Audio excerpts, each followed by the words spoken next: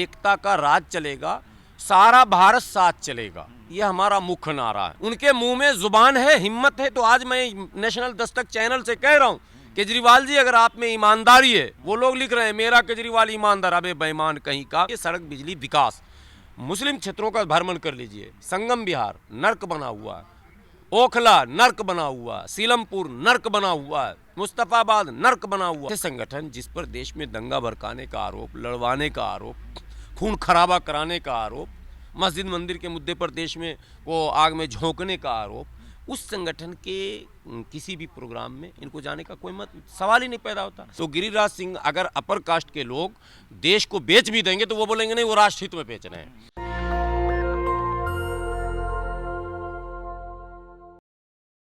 आज बातचीत करने के लिए मौजूद हैं गुलाम सरवर, जिनको कि आप एक सोशल एक्टिविस्ट के तौर पे पहले से जानते हैं और अब वो पीस पार्टी के दिल्ली प्रदेश के अध्यक्ष भी हैं। और क्या सोच रहे हैं दिल्ली चुनाव को लेकर और बाकी राष्ट्रीय मुद्दों पे आज हम उनसे बात करते हैं। सबसे पहले तो गुलाम सर, आपका हमारे चैनल पे स्वागत है। शुक्रिया। तो क्या लगता है जनता किन मुद्दों पर आपके साथ आए, आप उनको ऐसा क्या कहने वाले हैं कि जनता आपकी ओर आए?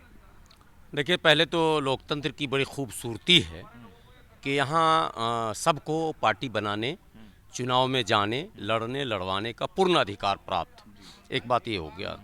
पीस पार्टी पहली बार दिल्ली में चुनाव नहीं लड़ रही है।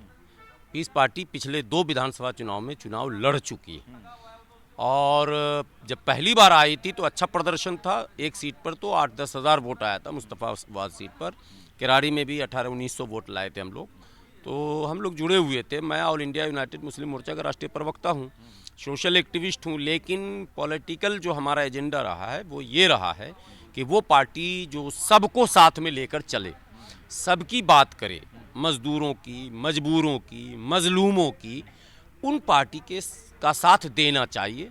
उसमें से एक पार्टी का नाम है पीस पार्टी। अब पीस पार्टी पे एक विचित्र बात आपको बता दूँ। पीस का मतलब है शांति, और डेमोक्रेसी में, लोकतंत्र में विकास के लिए बाधा है अशांति, और विकास की जननी, विकास की गारंटी के लिए है शांति का गारंटी होना। यदि निश्चित हो जाए कि अमन अमान कायम रहेगा, प्यार मोहब्बत बरकरार रहेगा, तो विकास की गाड़ी 100 के स्पीड में चलने लगेगी। और जीव अनिश्चितता आती है, डर होता है, भय होता है, कब क्या हो जाए, अशांति का वातावरण है, वो विकास के लिए वो समझिए गति अवरोधक है, स्पीड कम हो जाता है, 10 का 5 कम। तो इसलिए एक पार्टी का नाम पीस पार्टी, यानी हम चाहते हैं कि एकता का राज चलेगा, सारा भारत साथ चलेगा, ये हमारा मुख्य नारा है। ठीक है, तो एकता का राज चलेगा, सारा भारत साथ चलेगा, इसको उस नारे से मत जोड़ दीजिएगा सबका साथ सबका विकास वाला, क्योंकि वो तो फ्लॉप हो गया। लेकिन हम वाकई इसको चरितार्थ करते हुए इन शब्दों का जो वास्तविक अर्थ है उसको धरातल पर उतारने की प्रयास में निरंतर लगे हुए हैं, जब से ये जिम्मेदारी हमको। तो केजरीवाल साहब तो अब ये कहें कि हमारे शासनकाल में ठीक ठाक शांति है, अच्छी शांति है, ऐसी कोई दिक्कत नहीं है, और फिर से हमें जो है आप अधिक से अधिक वोट देके, वो लगातार जनता से इस बात का फिर से वो कह रहे हैं। पोस्टर भी लग चुके हैं, फिर लाएंगे केजरीवाल। और इधर तो मान लीजिए भाजपा है तो सत्तासीन पार्टी है, तो आम आदमी पार्टी पर हमला बोल रही है। तो ऐसे में आप क्या कहेंगे? देखिए, बड़ा विचित्र राजनीतिक परिस्थिति है दिल्ली में। हमारा जो वर्ग है, विशेषकर मुसलमान, इनके दिमाग में एक बात डाल दी गई है कि एन केन प्रकारेण भाजपा को हराने के लिए वोट डालना, नेगेटिव वोट। हम लोगों से अपील कर रहे हैं, आप पॉजिटिव वोट कीजिए। लोकतंत्र में सकारात्मक मतदान से आपके भविष्य उज्जवल होंगे, नकारात्मक मतदान से आपका भविष्य अंधकारमय होगा। ये एक बात समझ लीजिए। इसलिए भाजपा जीत जाएगी वाले बात को पहले पीछे डाल दीजिए। अब आइए आप बात पर। आपने कहा शांति बहुत है। जहांगीरपुरी जो दंगा हुआ था केजरीवाल जी के शासनकाल में ही हुआ। आप कहेंगे कि पुलिस तो अमित शाह जी की है, कहेंगे आप, लेकिन क्या केजरीवाल जी के विधायक का रोल क्या था वहाँ, उनके काउंसलर का रोल क्या था वहाँ? चुनाव पूर्व और दंगा पूर्व और दंगा बाद। दिल्ली में जो भजनपुरा और क्या कहते हैं मुस्तफाबाद, सीलमपुर, जाफराबाद, इन पूरे क्षेत्रों में, कांति नगर, इन तमाम क्षेत्रों में जो बड़े दंगे हुए, जो 15 दिनों तक चलते रहे, जो एलजी आवास में अमानतुल्लाह जाके धरने पर बैठ गए, तो केजरीवाल उस क्षेत्र का दौरा करने गए थे क्या? आज तक नहीं गए। मुआवजा दिए क्या? नहीं दिए। उनके मुंह में जुबान है, हिम्मत है, तो आज मैं नेशनल दस्तक चैनल से कह रहा हूँ केजरीवाल जी अगर आप में ईमानदारी है, वो लोग लिख रहे हैं मेरा केजरीवाल ईमानदार, अबे बेईमान कहीं का। अगर ईमानदारी है तो आकर बोलिए कि उस दंगे में जिन जिन लोगों ने दंगे को भड़काया था उनका नाम लेकर कहिए, और कहिए कि वो गलत था और वहाँ प्लानिंग के साथ ये काम हुआ था और उसमें आपके भी नेता शामिल थे। मैं नाम बता दूंगा उनके, आपके भी ने, एक तो इनके पुराने मित्र थे ही कपिल मिश्रा, वो इन्हीं के आज भी मित्र हैं, बयान कुछ भी देते हैं, अंदर खाने दोनों एक है। बहरहाल तो वो दंगा हुआ, लगातार CA/NRC में इनका बयान आया कि दिल्ली पुलिस मेरे हाथ में होती तो शाहीन बाग का तंबू उखाड़ देता मैं, वो भी आपने सुना होगा। तो ये तंबू उखाड़ू दल हैं हमारे। तीसरा, जब कोरोना में लॉकडाउन लगा तो अब आरोप लगा कि तबलीगी जमात का जो इज्तिमा चल रहा था जमावड़ा, उसमें संक्रमित लोग पाए गए और कई लोग वो यात्रा पे चले गए, यानी संक्रमण फैल गया। केजरीवाल फ्रंट फुट पर आकर खेलने लगा, यानी फुदकने लगा, जिसको कहते हैं, मैं बड़े दूसरे शब्द में। और केजरीवाल ने 20 प्रेस कॉन्फ्रेंस किया कि आज जो संक्रमित लोगों की संख्या पाई गई है 540, उसमें 240 तबलीगी जमात है। मैं सवाल कल भी कर रहा था, आज भी कर रहा हूं कि अगर 240 तबलीगी थे तो बाकी कौन थे? बाकी बनिया थे क्या, ब्राह्मण थे क्या, बजरंगी थे क्या, नारंगी थे क्या, कौन थे? नाम तो बताना पड़ेगा ना। जब 500 में आप आइडेंटिफाई कर रहे हैं कि 200 तबलीगी थे, मतलब साफ है कि आपने तबलीगी जमात की आड़ में मुसलमानों को एक सभ्य शब्दों में गाली दी। आपने वही काम किया जो भारतीय जनता पार्टी ने किया। तो भारतीय जनता पार्टी को हराकर आपको मैं जिताऊं, ये नहीं हो सकता, क्योंकि आप में उनमें कोई अंतर नहीं है। एक बड़ा रिचार्ज है, एक छोटा रिचार्ज है, ये बात समझ लीजिए। ये बातें पब्लिक डोमेन में हैं भी। तो कोरोना काल में इसका नकारात्मक रवैया, CA/NRC में नकारात्मक, दंगे में नकारात्मक। अब आप आ जाइए सड़क, बिजली, विकास। मुस्लिम क्षेत्रों का भ्रमण कर लीजिए। संगम विहार नर्क बना हुआ है, ओखला नर्क बना हुआ, सीलमपुर नर्क बना हुआ है, मुस्तफाबाद नर्क बना हुआ है। आप उनकी कार्ड कैसे लाएंगे? महिलाओं को बस फ्री है, बिजली का 200 यूनिट फ्री है, पानी फ्री है। अभी उन्होंने घोषणा की है कि 1000 रुपये जो है महिलाओों को देंगे, चुनाव जीतने के बाद जो है 2100 रुपया हो जाएगा। आप इन मुद्दों का कार्ड कैसे करेंगे? हाँ। मेरे घर पर छापा मरवाइए, 5600 रुपया बिजली पिछले महीना भरा। 200 यूनिट फ्री है ना, 200 यूनिट के बाद का 200 यूनिट से बढ़ते ही अभी जो बिल आया है, वो बिल भी तो सुन लीजिए। 2668 रुपये का बिल है मेरा, ठीक है। अब सवाल ये पैदा होता है, ये देखिए BSES राय देख लिया, 6820 मैंने 12 सितंबर को भरा, 6820, 12 सितंबर को 6820 भरा है, 12 सितंबर, अक्टूबर, नवंबर, दिसंबर, 5600 का फिर बिल है।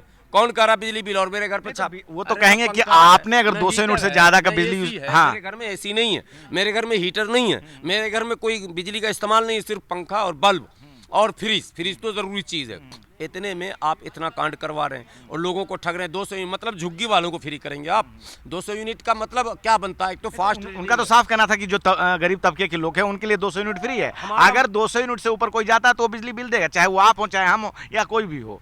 तो और उसके बाद जो है वो अभी जो महिलाओं के लिए एक उन्होंने जो योजना की घोषणा की कि 1000 रुपया भी, और फिर उसके बाद जो है चुनाव जीतने के बाद 2100 रुपया। हेमंत सोरेन सरकार में भी ऐसा ही कुछ हुआ। महाराष्ट्र सरकार में लाडली बहन योजना, अगर आप बात करें मध्य प्रदेश में तो वहाँ लाडली बहन योजना। तो महिला एक वोट बैंक, बड़ा वोट बैंक है, आबादी का आधा प्रतिशत है। आप उनकी कार्ड कैसे लाएंगे, हम ये पूछना चाहते हैं। मैं यही तो कह रहा हूँ, ये देखा देखी पाप और देखा देखी पुण्य। आपने कहा झारखंड में ये फार्मूला हिट हुआ, चल रहा है हाँ, और क्या कहते हैं महाराष्ट्र में हिट हुआ, मध्य प्रदेश में हिट हुआ। यहाँ ये पीटेगा फार्मूला। पत्नी हमारी, बेटी हमारी, बहू हमारी ही वोट देगी ना। हमारी पत्नी, हमारी बेटी, हमारी बहू, हमारी माँ, हमारी नानी, हमारी फूफी, हमारी ममानी, सुन लीजिए, समझा दिया। आज वोट करा लो। केजरीवाल अगर 20 से 30 सीट के अंदर ना सिमट जाए तो आप कहना वोट करा लो आज, और करा लो, कभी भी करवा लो। ये इरी फ्री 2500 बोल दो, 5000 बोल दो। मैं कह रहा हूँ हमारा मुद्दा फ्री नहीं है, सुनिए श्री, हमारा मुद्दा नहीं है फ्री। हमारा मुद्दा है कि हमसे जो आपने कहा वो पूरा क्यों नहीं किया। हमसे कहा कि बेहतर शिक्षा के लिए हम काम करेंगे, शिक्षा व्यवस्था को चौपट कर दिया। हम उर्दू के द्वारा रोजगार पाना चाहते थे, उर्दू को बचाना चाहते थे। उनके समय में तो अमेरिका से लोग आके उनकी स्कूलों का दौरा कर रहे हैं, आपने देखा है। अमेरिका के लोग अंधे थे क्या? IT असिस्टेंट अभी 6 महीने से तनख्वाह नहीं मिला, गेस्ट टीचर काम कर रहे हैं। स्कूल में आप औचक निरीक्षण करके देख लीजिए, औचक निरीक्षण, ठीक है। ऐसे एसएमसी जो बोलते हैं, स्कूल क्या बोलते हैं, स्कूल मैनेजमेंट कमेटी, एसएमसी की हालत आप जाके देख लेंगे। इनको एक कप चाय और बिस्किट पर हर महीने बुलाता है। एसएमसी में वही है जो आम आदमी पार्टी का कार्यकर्ता। और मैं कैमरे के सामने बोल रहा हूँ, मैं ओखला में जो एनएफसी में स्कूल है, सीनियर सेकेंडरी, मैं उसका एनएफसी का वीसी रहा हूँ। और मैंने लोगों से कहा कि भाई वो रैली हो रही है, एसएमसी में मैसेज रन कर रहा कि रैली में चलना। मैं रैली के लिए हूँ, मैं स्कूल मैनेजमेंट कमेटी का वीसी इसलिए नहीं बना हूँ कि केजरीवाल की रैली करूँ, मैं इसलिए बना हूँ कि स्कूल की व्यवस्था सही की जाए। और मेरा प्रिंसिपल से नोक झोंक हुआ, प्रिंसिपल मेरे से हाथ जोड़ा, बोला सर आपके लिए ये जगह उचित नहीं है, किसी चमचे को, चेले को, चाटुकार को आप इसमें रख दो। मैंने कहा ये लो, मैंने लिख के दिया, दूसरे चमचे चाटुकार आ गए। तो ये सब चमचा लॉबी सेट करते हैं, ये नहीं चलेगा, बिल्कुल हालत खराब है। टीचर नहीं है, एजुकेशन जो दिया जाना चाहिए वो नहीं, सिर्फ बिल्डिंग कंस्ट्रक्शन दिखाया गया, मैंने दिखा के लोगों को ठगा जा रहा, और कंस्ट्रक्शन में कमीशन मिला, पढ़ाई तो हो नहीं रही है। तो इसलिए ये बिल्कुल जो इनका एजुकेशन मॉडल था वो बिल्कुल पिटा हुआ। इन्होंने कहा था कि हम कच्चे कर्मचारियों को पक्का करेंगे। बात समझिए, मेरा कहना है कि पूरी दिल्ली में कच्चे कर्मचारी या तो एससी हैं या एसटी हैं या ओबीसी हैं या माइनॉरिटी, अपर कास्ट भी हैं लेकिन कम है। कच्चे कर्मचारियों को पक्का करने के नाम पर 10 साल की सरकार अब तक एक कदम आगे नहीं बढ़ी है, कोई पेपर भी तैयार नहीं हुआ इनका। इसके विपरीत ये और मैंने ठेका पे दे रहे हैं। एक तो कच्चा डिपार्टमेंट का होता, डिपार्टमेंट को तो रहने दीजिए, अब उसमें कंपनी डाल रहे हैं कॉन्ट्रैक्ट बेस पे, और कंपनी इनके चेले चमचे हैं। अगर सही ढंग से आरटीआई लग जाए, लग रहा है, तैयारी हो रही है, और सही ढंग से निरीक्षण हो जाए, विजिट हो जाए, तो सारी कंपनी इनके नेताओं के ही फर्जी निकलेंगे जो सप्लायर हैं, मैन पावर सप्लायर। तो स्वास्थ्य विभाग का वही हाल, शिक्षा विभाग का वही हाल, सड़कें, बिजली जो आप हैं, गलियां जाकर देख लें, मुस्तफ़ाबाद घूम लें, मुंह के बल गिर जाएंगे आप। बदबूदार नाली और सड़क पर कूड़े और कचरे मिलेंगे। इनने एमसीडी के तमाम कर्मचारियों के साथ धोखा किया, सबके साथ धोखा किया, इसलिए ये कहीं सक्सेस नहीं हुए। ये बस में फ्री करा दिया, ट्रेन में वो यात्रा, तीर्थ यात्रा करा दिया, ठीक है, तीर्थ यात्रा में भी मेरे साथ बेईमानी है। चलिए ठीक है, पहले अब सवाल की बढ़ते हैं कि चलिए ये तो दिल्ली चुनाव के बारे में बात हुई। चुनाव को लेके अभी कैबिनेट में एक बिल पास हुआ कि जो एक मसौदा पेश हुआ, एक देश एक चुनाव, कैबिनेट ने मंजूरी दे दी, उस पर क्या कहना चाहेंगे आप? देखिए, मैं तो देश के लोगों से कहता हूँ, एक देश एक शिक्षा अगर सरकार ये कर दे तो वो सरकार को हम लोग मैंने सर आंखों पर ले लें।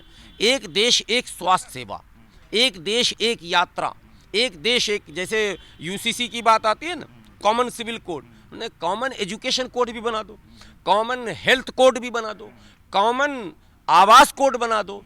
एक व्यक्ति फ्लाईओवर के नीचे पन्नी तान के फुटपाथ पे ठंडी में कपकपा रहा, रात में उसको लोग दान देने जा रहे हैं, कम्बल, आप लोग के कैमरे पर आते होंगे वो लोग जो कम्बल दान करते हैं। और एक व्यक्ति ऐसा जिसके सर छत पर हेलीकॉप्टर उतर रहा। झारखंड तो छोटा राज्य है, 2 चरण में क्यों हुआ? सवाल उनसे ही पूछिए जो कैबिनेट में पास कर रहे हैं। जब झारखंड जैसे छोटे राज्य में एक चरण में आप विधानसभा चुनाव नहीं करा सकते, तो पूरे देश में एक चरण में कैसे कराएंगे? एक देश एक चुनाव का मतलब केवल लोकसभा नहीं, एक देश एक चुनाव का मतलब है एक ही बार लोकसभा होगा, एक ही बार विधानसभा होगा, एक ही बार नगर निगम होगा, एक ही बार, यानी एक ही चुनाव होगा, फिर चुनाव नहीं होगा प्रति 5 वर्ष। क्या ये संभव है? कहाँ से कर्मचारी आएंगे? क्या लगता है, क्या है? कंफ्यूज मुद्दों से भटकाना जो संभव ही नहीं है, जो नहीं होना है, हो ही नहीं सकता, कभी नहीं हो, दुनिया में कहीं नहीं है। राज्यों के यूएसए की बात आप करें तो वहाँ जो प्रेसिडेंट का इलेक्शन है वो अलग है और राज्यों का अलग अलग है, ठीक है। तो जबकि डायरेक्ट चुनाव होता है प्रेसिडेंट का, वहाँ आपको पता ही है, पूरा देश वोट डालता है। हमारे यहाँ तो वो काम, एक बार वही फार्मूला पहले आजमाइए, लोकसभा को एक चरण में करके दिखा दीजिए पूरे भारत में, मैं मान जाऊं। एक चरण में पहले लोकसभा करके दिखा दीजिए, तब मैं मान जाऊं। एक चरण में विधानसभा करा के दिखाइए। उत्तर प्रदेश विधानसभा 5 चरण में, बिहार विधानसभा 4 चरण में, झारखंड विधानसभा 2 चरण में। आप तो एक चरण में कहीं करा ही नहीं। लोकसभा 7 चरण में। आप एक चरण में एक चुनाव करा के पहले दिखाइए, एक उदाहरण दीजिए, एग्जाम्पल दीजिए, फिर हम इस पर चर्चा करें तो बेहतर है। चलिए, अभी एक जज हैं, वो काफ़ी वायरल हुए, काफ़ी उन पे अभी चर्चा चल रही है।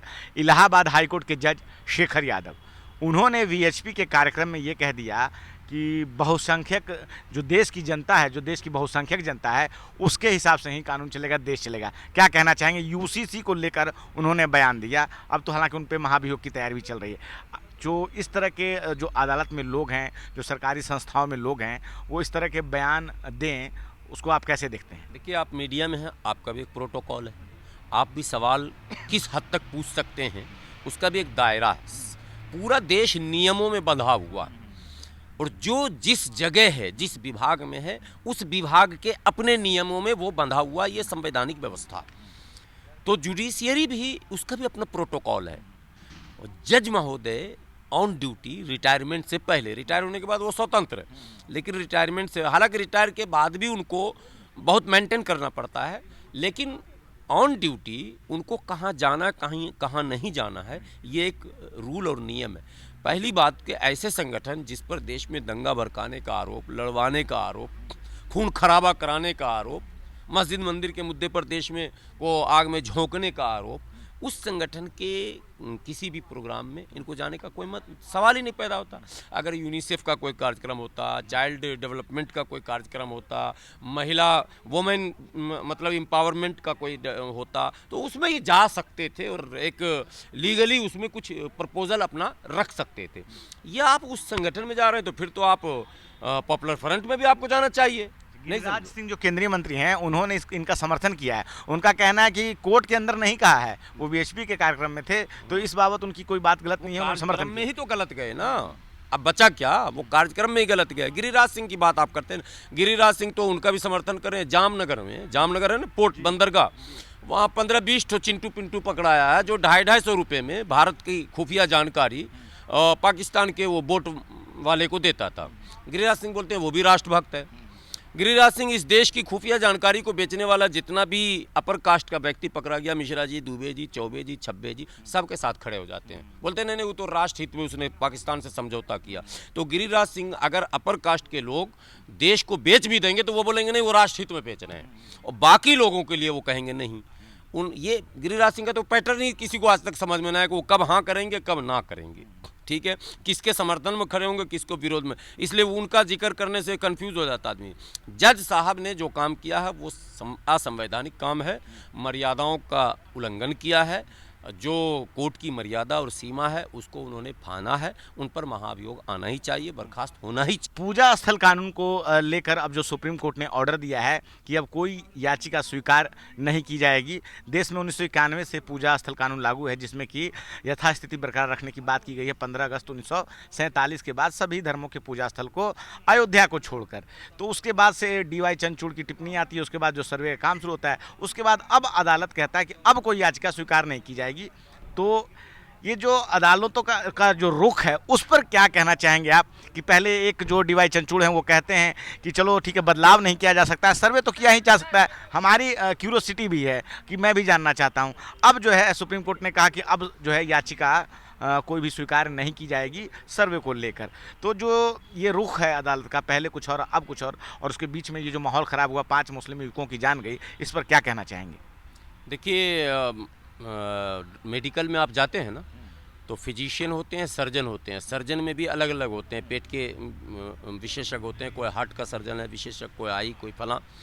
अब अगर कोई हार्ट का बीमारी लेकर चला जाए छोटे डॉक्टर के यहाँ, वो छेड़ नहीं सकता है। तो जब वो छेड़ ही नहीं सकता, पता है उसको हम ये ऑपरेशन कर ही नहीं सकते हैं, तो वो फिर सीधा रेफर करता। क्या करता है? रेफर करता। अब वो ये नहीं अगर के नहीं अभी वो ECG में कर लेता हूँ, आपका इको कर लेता हूँ, आपका रुक जाइए, सब कुछ आपका मैं कर देता हूँ, मतलब वो ठग रहा। अगर ऐसा कर रहा तो यानी समय बर्बाद कर रहा, उसका पैसा ठग रहा, क्योंकि उससे तो वो काम होना नहीं है। इसी तरह से जो वर्शिप एक्ट 1991 है, ये इसमें साफ शब्दों में लिखा है कि इस तरह के किसी भी मामले को स्वीकार ही नहीं किया जा सकता। पहली बात, स्वीकार करना ही वो अपराध की श्रेणी में आता। जिन जिन जजों ने स्वीकार किया है, पहली बात तो उन पर कार्रवाई होनी चाहिए, उन्होंने स्वीकार क्यों किया। दूसरी बात है कि एक बहस हो रही है जो चंद्रचूड़ साहब ने कहा कि कैरेक्टर बदला नहीं जा सकता मगर जाना तो जा सकता है। तो जानकर क्या करेंगे जब आप बदलेंगे ही नहीं, जब आप बदल ही नहीं सकते हैं तो जानकर क्या करेंगे ये बताइए। ये तो हुआ आग लगाने वाला बयान, ठीक है, कि जब आपके बस का है ही नहीं, जब कानून ने कह दिया कि भाई ये गड़े मुर्दे अब नहीं उखाड़े जाएंगे, जो था सो था, वो इतिहास के पन्नों में उसको मारो गोली। अब आज से 15 अगस्त 1947 से जो जिस स्थिति में था उससे पहले जिसका भी डिस्प्यूट कभी हुआ ही नहीं, उसमें नया कोई डिस्प्यूट नहीं होगा। तो 15 अगस्त 1947 से पहले जहाँ भी मामले थे वो चलते रहेंगे। उसके वर्तमान को, उसके भविष्य को, उसके भूत को आप समझिए, उस पर बहस कीजिए। लेकिन जो 15 अगस्त 1947 से पहले जिस पर कभी कोई विवाद हुआ ही नहीं था, न विवाद लंबित था, फिर आप उसमें विवाद डाल रहे हैं, स्वीकार भी किया जा रहा। अब वो संभल वाला तो आपने देख ही लिया, 2 घंटे में सुनवाई, 2 घंटे में सर्वे, 2 घंटे में सब कुछ। तो ये क्या, ये तमाशा नहीं है क्या?